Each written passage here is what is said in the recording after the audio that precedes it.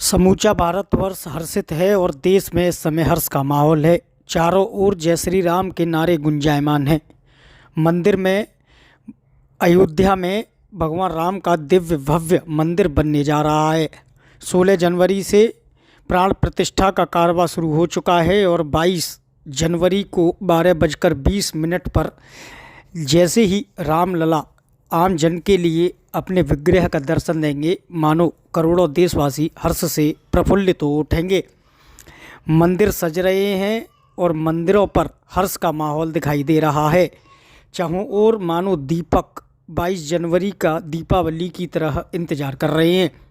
आज हम आगरा के ऐसे ही दिव्य भव्य और धार्मिक स्थल पर पहुँचे जो अपने आप में एक अलौकिक है। आगरा में स्थित कैलाश महादेव मंदिर, जो कि यमुना मैया के पीछे यमुना की कलकल धाराओं के बीच लोगों के संकट हरने का काम कर रहे हैं। ऐसे कैलाश महादेव के विग्रह का दर्शन लाभ आप अपने स्क्रीन पर कर पा रहे हैं। मंदिर महंत निर्मल गिरि जी से हमने बात की और राम में भारतवर्ष के बारे में विस्तार से जाना।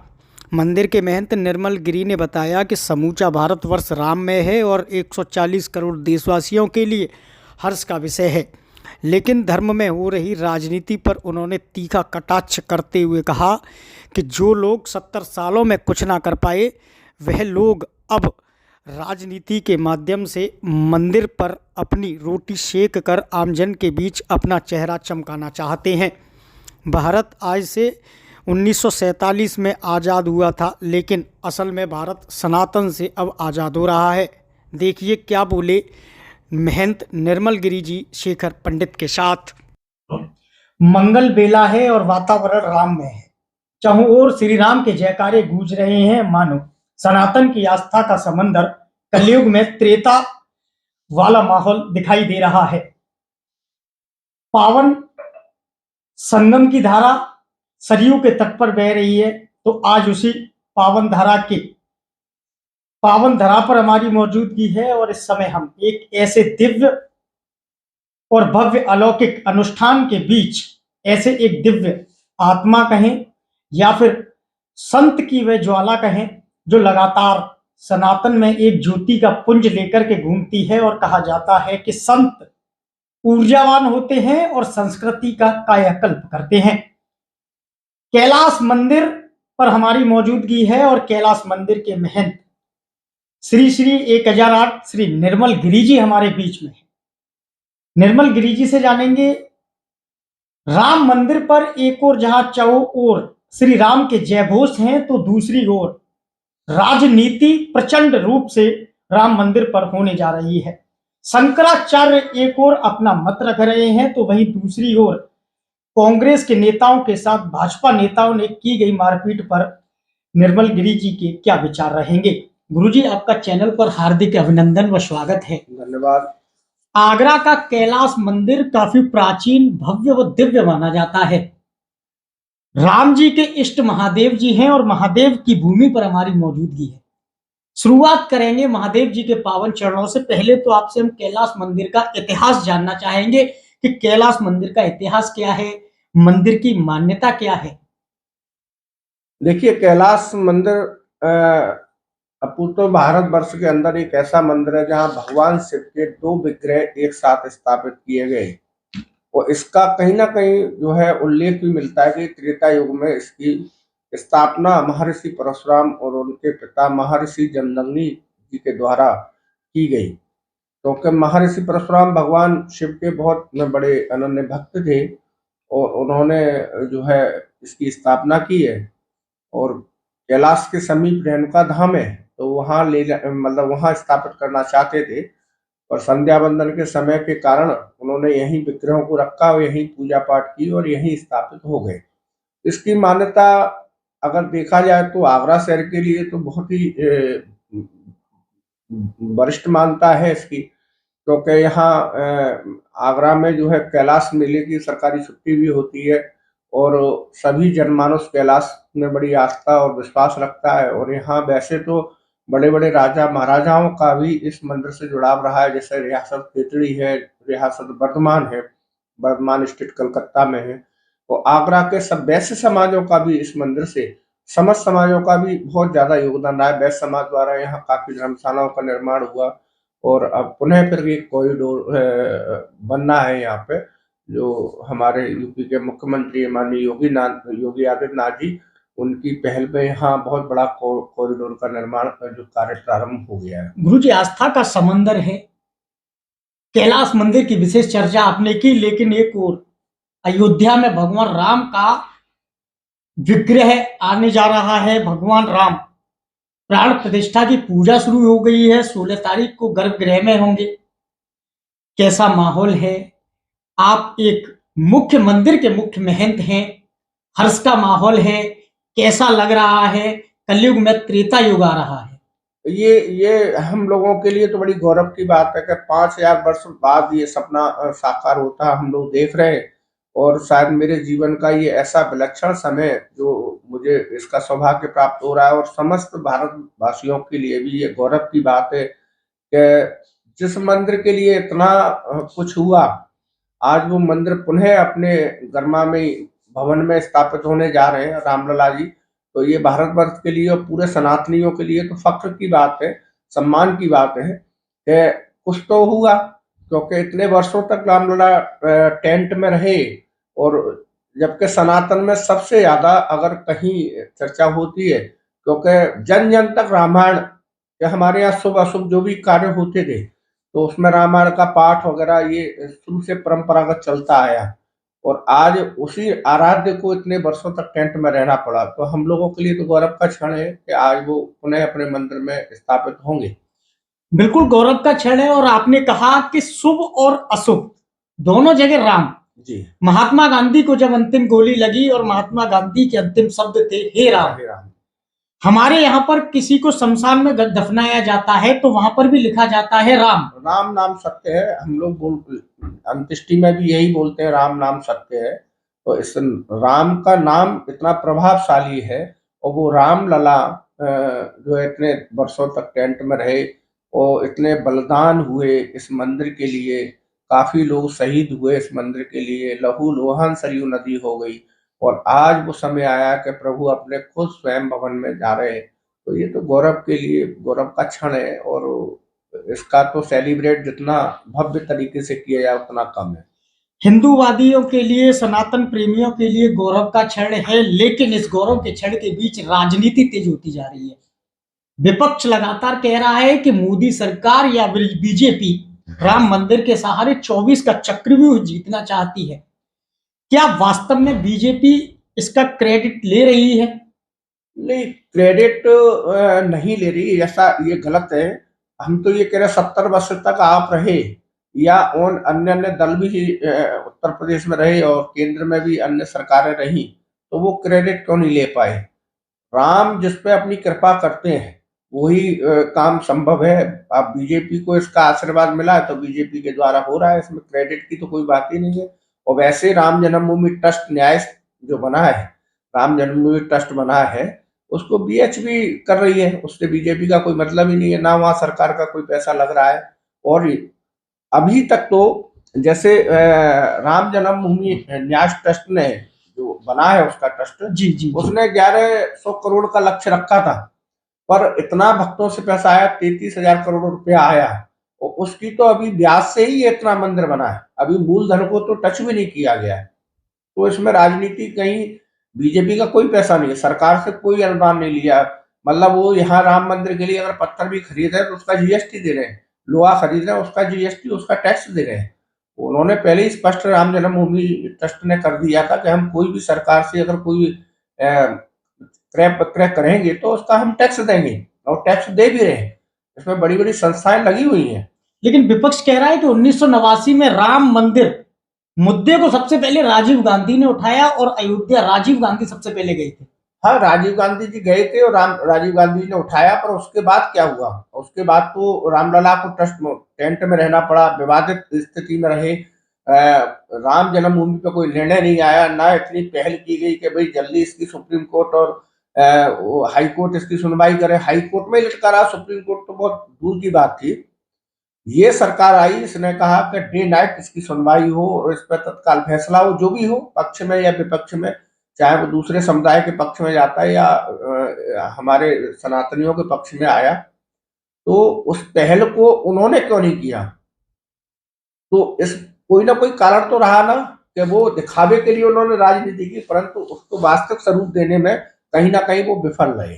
शंकराचार्य के अलग अलग मतभेद सामने आ रहे हैं। शंकराचार्य कह रहे हैं कि गर्भगृह पूरा हुआ है, मंदिर निर्माण पूरा नहीं हुआ है।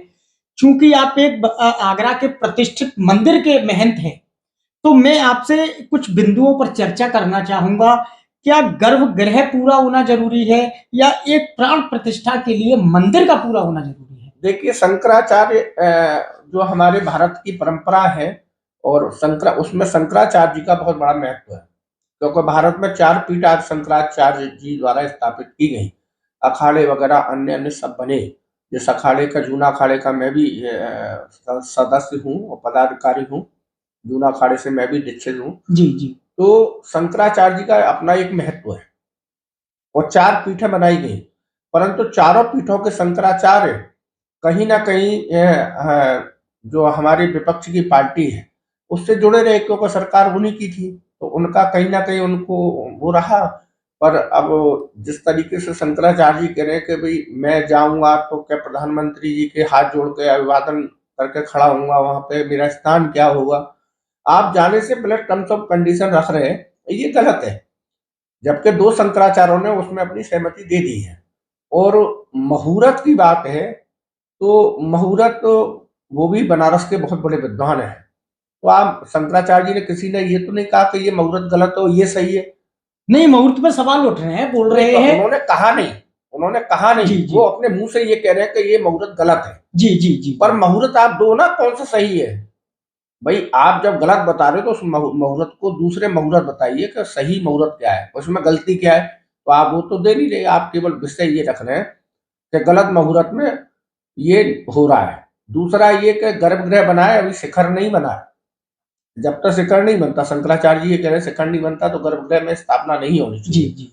ये शास्त्र संगत नहीं है।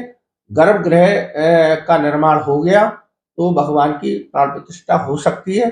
उसके बाद जब शिखर बनेगा तो शिखर की पुनः प्राण प्रतिष्ठा शिखर की होगी। ये तो हमारी परंपराएं हैं कि कभी कभी ऐसा होता है मंदिरों में कि मुहूर्त के कारण विग्रहों को स्थापित कर दिया जाता है और सेकंड चरण में उसके और जो पार्ट रह जाते हैं शिखर वगैरह, उनकी स्थापना हो जाती है। कुल मिलाकर कहा जाए तो शंकराचार्य कहीं ना कहीं धर्म से अलग हैं या फिर शंकराचार्य अपने मत से अलग हैं? देखिए, मैं शंकराचार्य जी जैसे स्वरूपानंद जी या और भी जो शंकराचार्य, अतिश्वरेणानंद जी कह रहे हैं कि बीजेपी सिर्फ 2024 चुनाव इस मुद्दे से लड़ना तो चाहती मैं तो है। ये चाहता हूँ शंकराचार्य जी को ये शब्द बोलने ही नहीं चाहिए। सबसे बड़ी उनके लिए भी गर्व की बात है, उन्होंने भी उसमें अपना योगदान शंकराचार्यों ने दिया है। इससे पहले भी जो शंकराचार्य रहे उन्होंने भी राम मंदिर का बीड़ा उठाया था। राम जन्मभूमि की मीटिंग दिल्ली में हुई, विश्व हिंदू परिषद के उसमें रही, उसमें सारे शंकराचार्य रहे, ब्रह्म ऋषि योगी सम्राट देवरा बाबा रहे और कृपात्री जी महाराज, बड़े बड़े संत रहे उसमें। तो शंकराचार्य जी, ये आज आज नहीं बना मंदिर, मंदिर की बैठकें और मंदिर के लिए आंदोलन ये कब से चला आ रहा है, इसमें शंकराचार्यों का सहयोग रहा। परंतु आज वो किस स्थिति में आके अपना ये बयान दे रहे हैं कि हम ये राम मंदिर के विरोध में, कि साहब हम इस स्थापना में नहीं जाएंगे, इसका मुहूर्त गलत है, इसमें मोदी जी स्थापना कर रहे हैं। और कुछ लोग अपना जो है व्हाट्सएप पे या उस पर फेसबुक पे अन्य अन्य जो है उस पर डाल रहे हैं कि साहब योगी जी, मोदी जी कैसे कर लेंगे, वो पत्नी नहीं है उनकी, पत्नी का होना, अर्धांगिनी का होना आवश्यक है। तो मैं आपको बता दूं, अनूप मिश्रा नाम के व्यक्ति हैं, डॉक्टर अनूप मिश्रा, वो इस स्थापना के मुख्य यजमान रहेंगे, सह पत्नी रहेंगे। जी जी। 11 दिन उपवास करेंगे, 11 दिन कुशा की चटाई पर सोएंगे, कट वस्त्र पहनेंगे, सिले हुए वस्त्र नहीं पहनेंगे, सात्विक भोजन करेंगे, ब्रह्मचर्य का पालन करेंगे। इतने बड़े मंदिर की प्राण प्रतिष्ठा हो रही है, इसमें बड़े बड़े विद्वान आ रहे हैं। ऐसा नहीं है कोई मजाक और उपवास हो रहा है कोई। उस स्थापना के सारे डेकोरम जो भी उसके नियम है उनको फॉलो किया जा रहा है। क्या लगता है मंदिर स्थापना के साथ साथ धर्म की स्थापना होगी? बिल्कुल होगी। एक नया अध्याय जुड़ने जा रहा है जो हमारे भारत के लिए गौरव की बात है। और हम भारत की क्यों बात करें, हम पूरे विश्व में आज राम मंदिर की चर्चा हो रही है। अन्य स्टेट और पूरे मतलब जैसे कहें जो कंट्री है वो भी कहीं ना कहीं राम मंदिर को लेकर उत्साहित है, और अभी तो इतनी व्यवस्था वहाँ नहीं हो सकती, पर बाकी अन्य स्टेटों के लोग भी और कंट्रियों के लोगों को बुलाने का भी कार्यक्रम रखा गया है, उसमें काफी लोग आ भी रहे हैं। तो कई जो है विदेशों में भी कई जगह कार्यक्रम होने जा रहे हैं राम मंदिर से संबंधित। तो मैं शंकराचार्य जी का बहुत ज्यादा इसमें जो स्टेटमेंट आ रहा है, तो वो स्वरूपानंद जी के शिष्य हैं। स्वरूपानंद जी ने दो पीठों पर अपने शंकराचार्यों को उत्तराधिकारी को बिठाला था। उनकी पीठी में वादे थे, उनकी पीठी में वादे थे।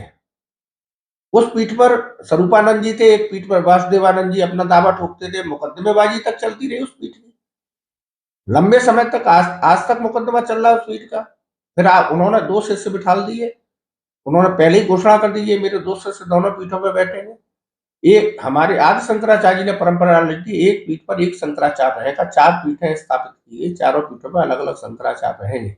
शंकराचार्यों की पीठ का खुद का विवाद चल रहा है। अब वो राम मंदिर को लेकर इस तरीके की बात कर रहे हैं, और मैं तो ये कहूंगा उत्तर प्रदेश में पूर्व में जो सरकार रही उन्होंने तो उन पे उत्तरानंद जी पे तो लाठियां बरसाई थी, तो वो हमेशा विरोध की बात करते हैं। आपके विवाद से मुझे एक बात याद आई, लगातार तमाम निचली कोर्ट, हाई कोर्ट होते हुए सुप्रीम कोर्ट के 5 जजों की पीठ ने राम मंदिर का फैसला सुनाया, लेकिन विपक्ष वही राजनीति, क्योंकि अब धर्म में राजनीति घुसती जा रही है, राजनीति का प्रवेश धर्म में होता जा रहा है। विपक्ष लगातार कह रहा है कि गर्भगृह में रामलला स्थापित होंगे, लेकिन हम नहीं जाएंगे, क्योंकि गर्भगृह में केवल प्रधानमंत्री नरेंद्र मोदी, मुख्यमंत्री योगी आदित्यनाथ, राज्यपाल आनंदी पटेल जी के साथ बीएचपी के चंपत राय जी, केवल 5 लोगों की कमेटी मौजूद रहेगी। विपक्ष लगातार सवाल उठा रहा है कि बीजेपी ही मंदिर निर्माण कर रही है, बीजेपी ही इस मुद्दे पर चुनाव लड़ना चाहती है। 5 लोगों की गर्भगृह के अंदर प्रवेश आप अपने आप में कितना सार्थक समझते हैं, कहां तक उचित है? देखिए, ऐसा बीएचपी ने सबको निमंत्रण दिया, सभी दलों के नेताओं को आमंत्रित किया गया है। अब ये अलग अलग बातें राजनीति जोड़ रहे हैं उसमें, ये बहुत गलत है। पहली बात तो गर्भगृह के अंदर प्राण प्रतिष्ठा में डॉक्टर अनूप मिश्रा जी सह पत्नी रहेंगे, जो उसके मुख्य जजमान होंगे जी। देश के प्रधानमंत्री नरेंद्र मोदी रहेंगे, क्योंकि देश के लिए गौरव की बात है, इतना बड़ा राम मंदिर बन रहा है जो इतना विवादित रहा, जिसमें बहुत लोगों ने बलिदान दिया, आज वो पूर्ण होने जा रहा है। तो स्वाभाविक है कि प्रधानमंत्री को बीएचपी ने बुलाया है वहां पे, तो वो रहेंगे। राष्ट्रीय स्वयंसेवक संघ से पूर्व सरसंघचालक जी मोहन भागवत जी रहेंगे उसमें, और तुम्हारे योगी आदित्यनाथ, क्योंकि स्टेट का मामला है तो मुख्यमंत्री के तौर पर योगी आदित्यनाथ रहेंगे, और गवर्नर प्रोटोकॉल में रहेंगे। तो ये तो एक परंपरा है कि उस परंपरा के तहत वो लोग रहेंगे। बाकी बुलाया तो उस दिन सबको गया है, कई स्टारों को बुलाया गया है, अमिताभ बच्चन को बुलाया गया है, धोनी को बुलाया गया है, सचिन तेंदुलकर को बुलाया गया है, और काफी उद्योगपति हैं, मुकेश अंबानी वगैरह, इन सबको बुलाया गया है। प्राण प्रतिष्ठा तो एक उसमें गर्भगृह में जो होगी उस टाइम वहां अनूप मिश्रा जी और ये लोग रहेंगे, सीमित लोगों का उसमें कार्यक्रम रहता है।